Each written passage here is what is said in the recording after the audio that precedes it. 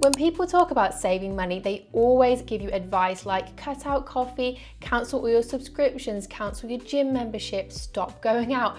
Basically, cut out everything that makes life enjoyable. But honestly, that is not sustainable at all. I don't want to live a life that feels like punishment just to save a little bit of money. So what actually worked for me was finding ways to cut costs without giving up all of the things that make life worth living. So today I want to share with you the things I did to save money while still enjoying life's little luxuries.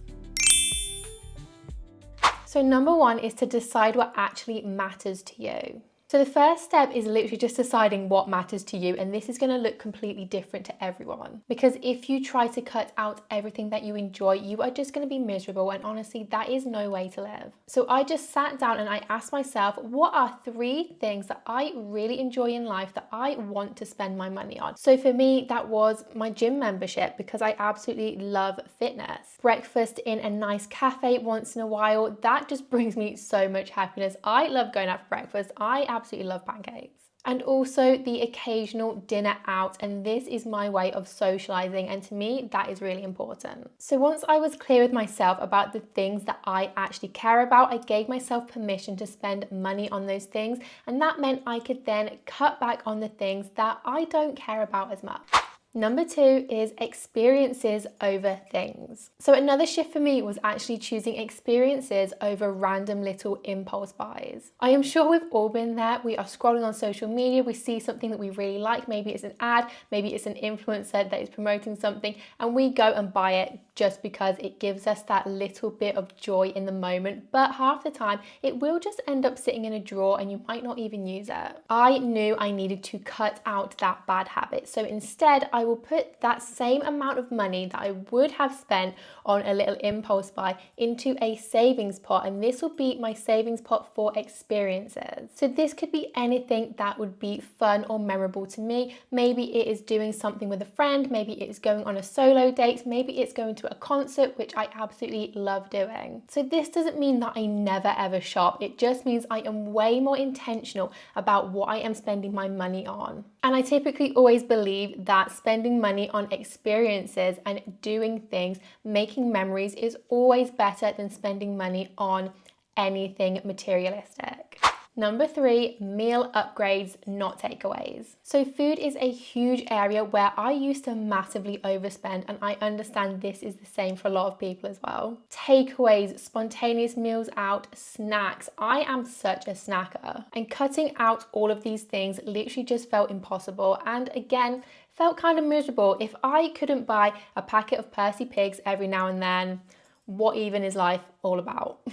So instead, I actually started making small upgrades at home. Things that are really simple, like actually buying frozen pastries from the supermarket and making them at home on a Sunday morning instead of going out and buying a takeaway coffee and a croissant that is like £4.50 on its own. They are so expensive these days, especially from cafes. Or maybe I will buy my favorite supermarket pizza instead of getting a takeaway one night. This means I still get to eat some really good, tasty food, but it is literally a fraction of the price. So it honestly just doesn't feel like I am missing out at all. It is more like I have something to look forward to, but it is not going to cost me a fortune. I am not buying Domino's every single week. Number 4, smarter subscriptions. So I went through all of my subscriptions and I honestly asked myself, do I need this in my life? Because 9 times out of 10, you're not using every single TV subscription out there. So I made sure I picked out the ones that I did want to keep. So for me, that is Disney Plus and Spotify. Those are the 2 that I actually use regularly. And I found ways that I could share the cost or get these for a cheaper deal. For example, Spotify do some really good deals where you can get like a family plan, and it works out so much cheaper if you've got multiple people on this plan. And also for Disney Plus, I found a good deal where I got it for £50 for an entire year of Disney Plus instead of paying like £12 a month, which I think is what it is usually. So the trick isn't cutting out literally everything, it's finding the things that you enjoy the most and finding ways to spread the cost or just spend money a little bit more intentionally. And number 5 is the fun fund. Now, this one honestly changed my life. One of the best things I ever did was create something called the Fun Fund. Basically, I set aside a tiny amount of money each month, literally like 20 to 30 pounds, that is purely for fun.